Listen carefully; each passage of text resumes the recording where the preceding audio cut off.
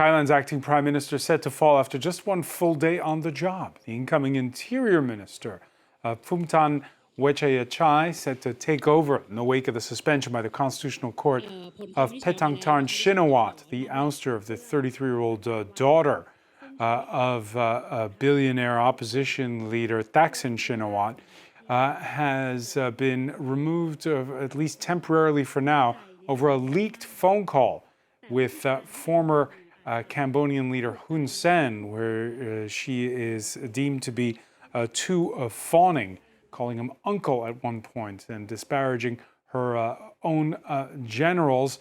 The Thais today wondering whether this is just the military-backed elite closing ranks or if the country's headed for a new period of political instability. She thought it was her way to solve the border dispute, but for me, I thought her message was quite damaging, too deferential. She caused conflict to the military. It's pretty normal, like all the cases before it. I don't feel much about it because it's become such a norm now. There have been so many cycles of this. I've lost hope in Thai politics from watching the news. I'm bored of it. There is no one that really cares about the country. And for more, we're joined by Eugénie Mérieau, Associate Professor of Law at Sorbonne University. You're the author of Constitutional Bricolage, DIY, if you will, Thailand's Sacred Monarchy versus the Rule of Law. Thank you for being with us here. Thank you for the invitation. You heard that last man on the street there saying that he's disgruntled with politics. So whatever happens, we're not going back to the big protest movements of 2020 and 2021? Yeah, so one of the person you interviewed on the street said, well, it's the same old cycle, and it's indeed is reminiscent of a pre-coup dynamics. We've seen that so many times in Thai politics. Since 1932, there have been 13 military coups in Thailand. There's always a new constitution, and the military then organizes or supervises elections, and then there is another military coup. So this, in particular, this sequence is really closely or resembles what happened in 2006 and 2014, the last two military coups that were directed against the Shinawatra, against Thaksin in 2006 and against Yingluck, his sister, in 2014. So it seems like we are now engaged in yet another of this cycle, which leads to a military coup. So explain this to us. Thaksin Shinawatra, he's in exile. They make a deal where you come back and we'll convict you, grant you an amnesty, and you can have the levers of power. And now all bets are off. Why? Well, so first of all, Thaksin is the most popular prime minister ever elected in Thailand. Only came the Move Forward party in the last election. And they were prevented from standing. Yes, and they were prevented from forming a government. So Thaksin has been dominating Thai politics for the last decades, since the 2001, when he was first elected. And since then, he's polarized Thailand between the yellow shirts and the red shirts. So the red shirts were supporters of Thaksin, and the yellow shirts were the ultra-royalist against Thaksin. Now, what happened in 2023, so he had been in exile for more than a decade after he was overthrown in a military coup and then sentenced to jail for corruption, is that he was able to come back. And when he came back, there was no protest. So this means that there has been a pact and alliance between Thaksin and the old establishment, the military and the monarchy. This pact entailed the the promise by the Pheu Thai party, by Thaksin's party, not to touch on the monarchy, not to touch on the military budget, not to touch on the lèse-majesté law. Now, the lèse-majesté law, which means stiff sentences for anybody who criticizes the king. Up to 15 years in jail for criticizing the king. So now Thaksin is being prosecuted for lèse-majesté. So the pact has ended. When you do a deal with the military and the monarchy, it's like in geopolitics when you do a deal with the United States of America. It's the worst idea ever to make an alliance with the military and the monarchy. This happened before to the Democrat Party, which made a deal with the military and the monarchy, so accepted to form the government and backed by the military, but then they were not supported by the military, so they lost everything. So this is exactly what is happening to Thaksin right now. He's made a bad deal with the military and the monarchy, and now he's being dropped. Was there a window of opportunity for Thailand after the king died, when there was the protest movement, when Thailand, which is a country with institutions, it's not a full-on dictatorship like neighboring Cambodia has become, but was there a moment when there could have been more reform? Well, we could describe Thailand as a tutelary democracy, meaning that electoral politics can play a role up to a certain point. There are tutelary powers, the military and the monarchy. They have veto powers over whoever steps over the line. And this is apparently what just happened with the Pheu Thai party and with Paetongtarn. So what happens next? Because you were talking about a familiar scenario, and at the end it ends with a coup. But do they need to have a coup this time, since they have the levers of power? And since they have the Constitutional Court. So the difference with the last two coups and what is happening now is that there is the role of the Constitutional Court, which paves the way for the military coup. But it doesn't have to end in a military coup. There can be only a judicial coup, which is what happened to the Move Forward Party.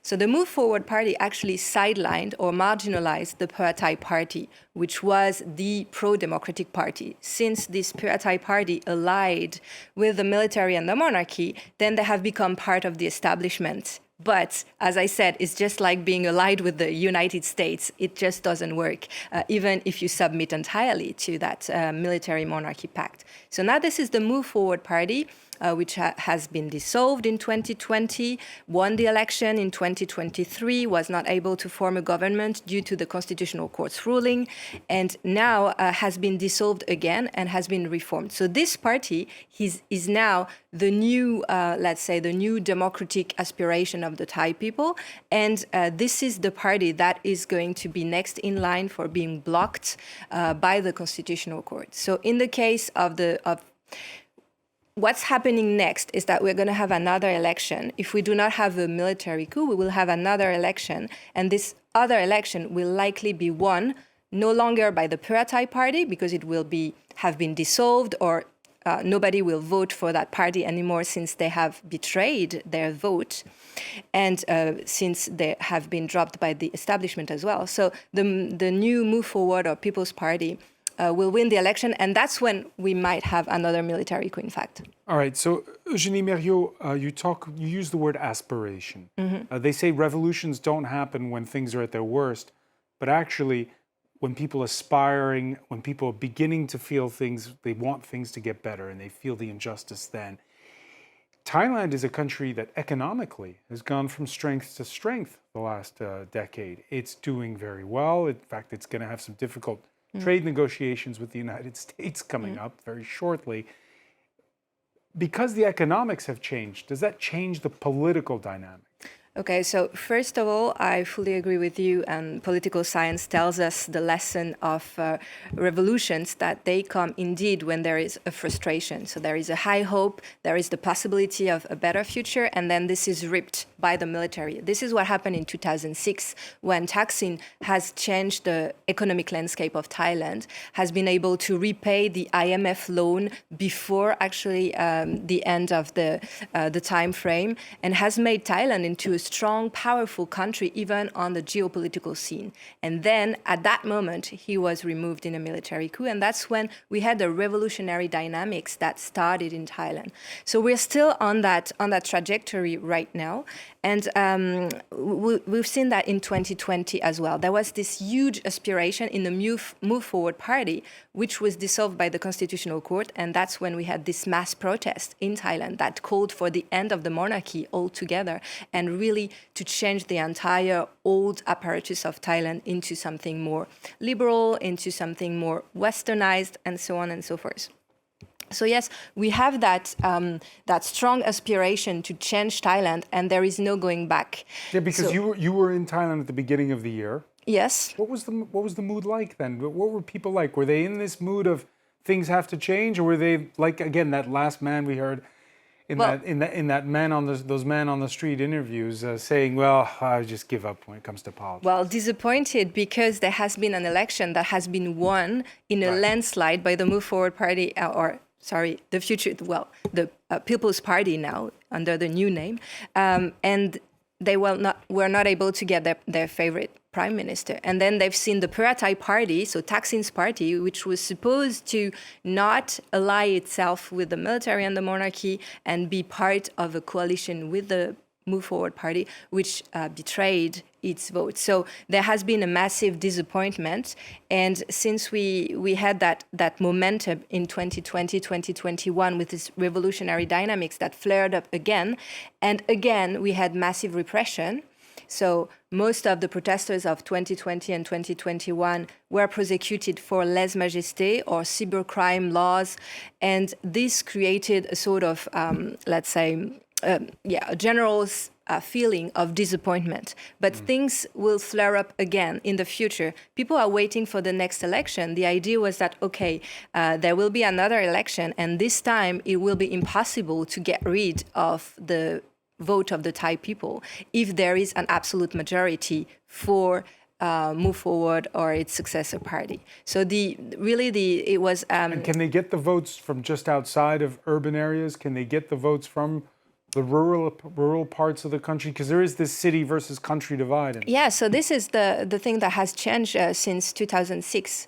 Now the vote has clearly changed, and the rural and the urban areas have been won in the last election by the Move Forward Party. And another important thing is that Bangkok has been completely won by the Move Forward Party, meaning that the Bangkokians are not pro-military coup anymore like they used to be in the past. In the past, you had a military coup against the provinces, against the rural, poor areas. And the yellow shirts versus the red shirts Yes. were a bit like that before. Exactly. And so the military would roll their tanks in the streets of Bangkok, and people would welcome them with flowers and support the coup. But this is no longer gonna be happening because the people of Bangkok have changed their allegiance to more democratic political parties. One final question, Eugénie Mérieau. This all began with a leaked phone call with Cambodia's former strongman Hun Sen.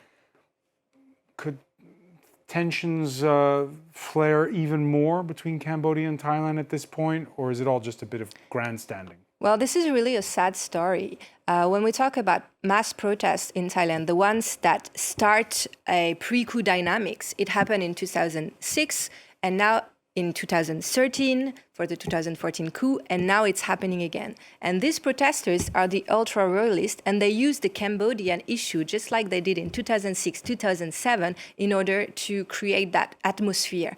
And this is, in fact, really a pretext. And this is so sad to see that there is an entire border conflict that is being instrumentalized, weaponized for internal domestic politics issues. And this happened in 2006, 2007, and this is happening now again. Eugénie Mérieau, many thanks for being with us here on France 24. Thank you. Stay with us, there's much more to come, more news plus the day's business and sports.